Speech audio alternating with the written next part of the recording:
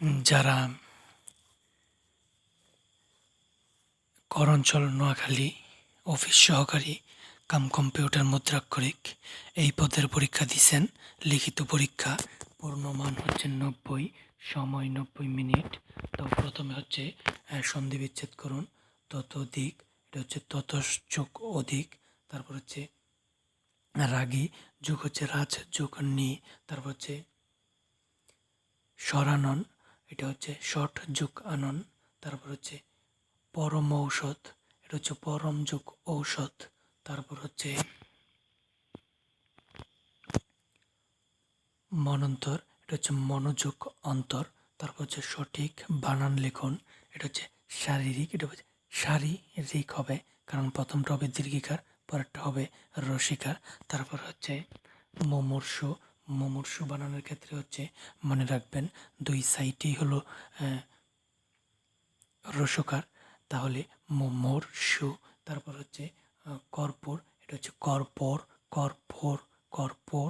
তারপর হচ্ছে নির্মাণ, নির্মাণ, মান শেষে হবে মধ্যাহ্ন হবে। তারপর হচ্ছে যেহেতু রেপ আছে, রেপের পরে মধ্যাহ্ন হয়। তারপর হচ্ছে পোশাক, পোশাকের ক্ষেত্রে তালিভাষ্য হয় পোশাক। এক কথায় প্রকাশ করুন। হাতির ডাক বৃংহতি, উপকারীর উপকার করে যে কৃতজ্ঞ, কৃতজ্ঞ, কৃতজ্ঞ। ময়ূর ডাক, এটা হচ্ছে কেকা। তারপর হচ্ছে প্রিয় বাক্য বলে যে নারী, প্রিয়ংবদা বা প্রিয়ভাষী, যা দমন করা কষ্টকর, দুর্দমনীয়। তারপর হচ্ছে প্রতিটি শব্দের 3টি করে প্রতিশব্দ লিখুন। সূর্য, আদিত্য, তপন, দিবাকর। তারপর হচ্ছে নদী, তটিনী, শরীর, তরঙ্গিনী, পর্বত, এটার হচ্ছে অচল, গিরি, পাহাড়। আর বাতাসের প্রতিশব্দ হচ্ছে বাতাসের প্রতি হচ্ছে বায়ু, পবন, সমীর। তারপর হচ্ছে পদ্ম, এটা হচ্ছে পঙ্কজ, উৎপল, কমল। তারপর হচ্ছে অনুচ্ছেদ লিখুন। বাংলাদেশের কৃষি জলবায়ু পরিবর্তনের প্রভাব, এটা 5 মার্কের ছোট করে একটি অনুচ্ছেদ লিখুন। তারপর হচ্ছে I saw I one yet man. তারপর হচ্ছে the sunrise in the east. তারপর হচ্ছে নেভার টেল এ লি। তারপর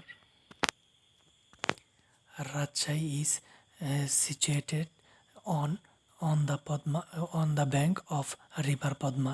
তারপর হচ্ছে Mount Everest is the highest. তারপর হচ্ছে 7 নং হচ্ছে ট্রান্সলেট ইন্টু ইংলিশ, লাইনটি কেটে দাও। Pen through the line. তারপর হচ্ছে জুব, বুঝে খুব মারো।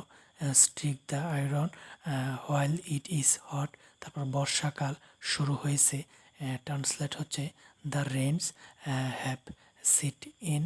তারপর হচ্ছে আই বুঝে ব্যয় করো। Cut your coat according to your cloth.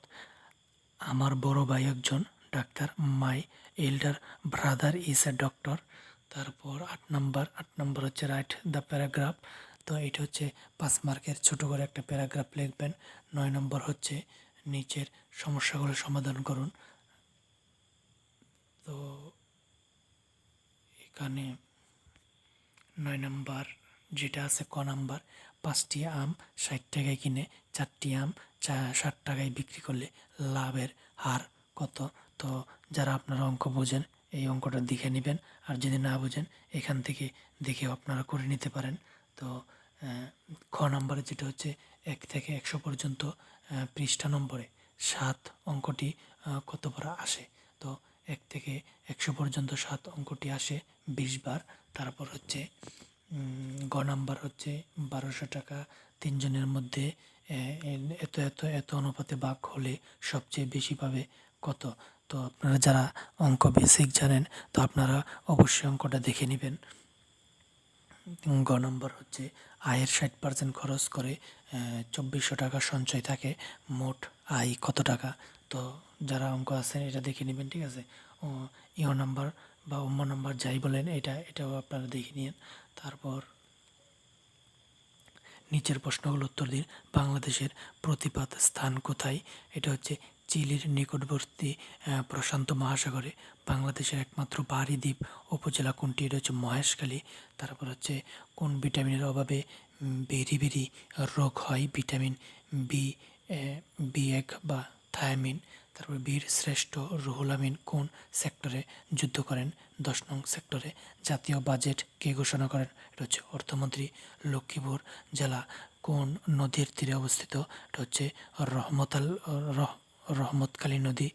Tin এর পূর্ণরূপ কি? এটা হচ্ছে ট্যাক্সপেয়ার আইডেন্টিফিকেশন নাম্বার। তারপর বাংলাদেশের অর্থবছর কত তারিখে শুরু হয়? 1 জুলাই। 1 জুলাই। ডব্লু এর পূর্ণরূপ কি? এটা হচ্ছে ওয়ার্ল্ড ওয়াইড ওয়েব। তারপর হচ্ছে ফেনীতে অবস্থিত স্থলবন্দরের নাম কি? বিলোনিয়া স্থলবন্দর। তো অবশ্যই আপনারা কমেন্ট বক্সে আপনাদের মতামত জানিয়ে দিবেন, আর ভিডিওতে অবশ্যই লাইক করে দিবেন, চ্যানেলটি সাবস্ক্রাইব করে দিবেন। ধন্যবাদ।